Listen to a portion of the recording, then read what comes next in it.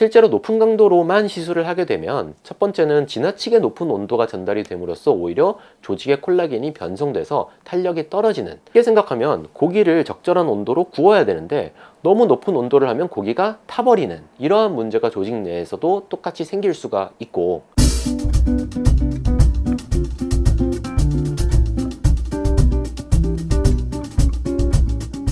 안녕하세요.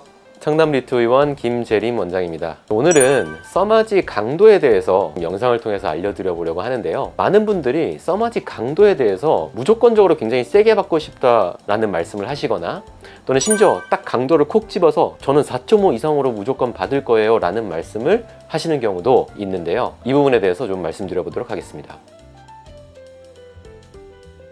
써마지는 기계에서 설정할 수 있는 강도가 1.0, 1.5, 2.0, 2.5 이렇게 해서 4.5도 있고 이렇게 쭉 강도가 있어요. 그래서 써마지를 할 때 우리가 조절할 수 있는 거는 그 강도와 그 샷의 디자인, 그리고 샷을 진행하는 방식, 이러한 부분들이 되는데요. 최근에 제가 진짜 깜짝 놀란 거는 외국분마저 써마지를 한국에서 이제 받으려고 왔는데 자기는 4.5로 받겠다라고 말씀을 하셨던 게 굉장히 인상적이어서 한 번은 좀 말씀드릴 필요도 있겠다라는 생각이 들었는데요. 그 강도를 조절을 할 때 1.0, 1.5, 2.0 이렇게 올릴수록 강도가 세지는 것은 당연히 맞고, 그냥 일반적인 생각에는 강하게 하면 에너지가 강하게 들어가니까 리프팅 효과도 커질 것이다 라고 생각하시는 경우들이 있는 것 같은데요. 그리고 시술 방식에 따라서, 시술하시는 분의 특성에 따라서 강하게 하고도 잘 쓰시는 분도 있는 것으로 알고는 있습니다. 하지만 우리가 써마지를 시술할 때 보면 의사가 잡고 쏘는 핸드피스가 있고 이 패드 하나를 환자분의 몸에 붙이게 되는데, 패드를 어디에 어떻게 붙이고 이 핸드피스와의 이 패드의 거리라던가 피부의 전도율이라던가 여러 가지 특성, 또는 심지어 오일을 어떻게 어느 정도로 뿌렸냐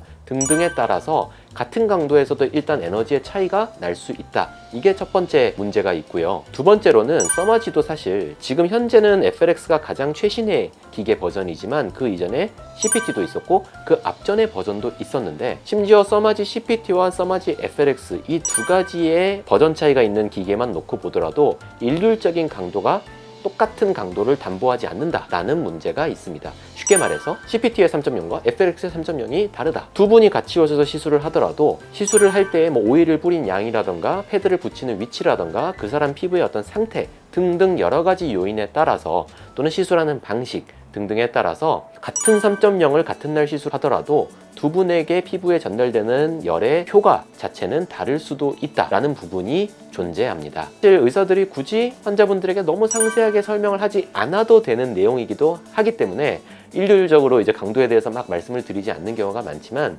무조건적으로 반대로 강도가 이만큼 돼야 된다, 또는 4.0 이상을 해야 된다 라고 하기에는 굉장히 고려해야 할 변수가 많다라는 점이 일단 1차적인 문제가 되겠습니다.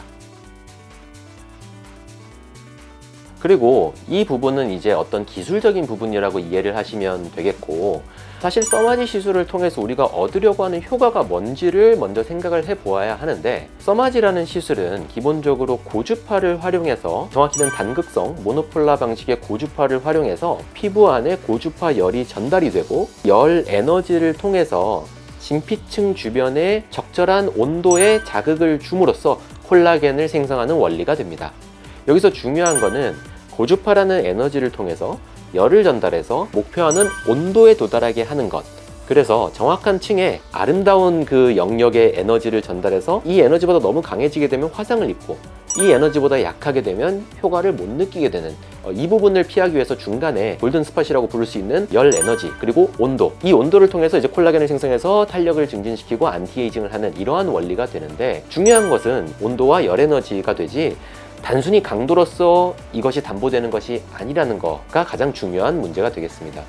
만약에 환자분들이 써마지를 4.0 이상으로 해주세요가 아니라 써마지 시술을 통해서 제 진피층에 콜라겐이 가장 예쁘게 생성되는 온도로 맞춰서 해주세요 라고 하면 정말 좋은 요구사항이 되는데, 그게 아니라 단순히 강도를 했을 때는 그 강도가 처음에 말씀드린 것처럼 똑같은 열 에너지를 전달하는 게 담보되지 않을 수 있고, 두 번째는 열 에너지가 환자분에게 적절한 온도를 통해서 콜라겐 생성을 하는 것까지 이어지는 것에서는 변수가 많다라는 부분이 되겠습니다. 온도라는 부분 때문에 굉장히 많은 논의가 이루어지고 있고, 정확히 콜라겐을 잘 생성시키기 위해서 어떤 온도 그래프를 거쳐서 열 에너지를 전달을 해야 되냐에 대해서도 이제 논의가 이루어질 만큼 이 온도의 중요성이 굉장히 커지고 있는데요. 저희 같은 경우는 히트뷰 장비를 써서 피부의 온도를 측정을 하면서 써마지를 시술을 진행을 하곤 하지만, 그렇게 실제로 해보면 써마지를 할 때 냉각가스가 쏴지기 때문에 처음엔 차가운 게 보이고 그 이후에는 열 온도가 올라오는 것이 보입니다. 물론 이것도 정말 디테일하게 들어가면 표피의 온도가 아닌 진피층의 온도를 봐야 되고, 진피 상부 또는 하부 이 온도 차이도 나는 것이 있을 수 있고, 그 아래 지방층의 온도가 전달이 안 돼야 되고, 이런 복잡한 문제들이 있을 수 있지만, 기본적으로는 우선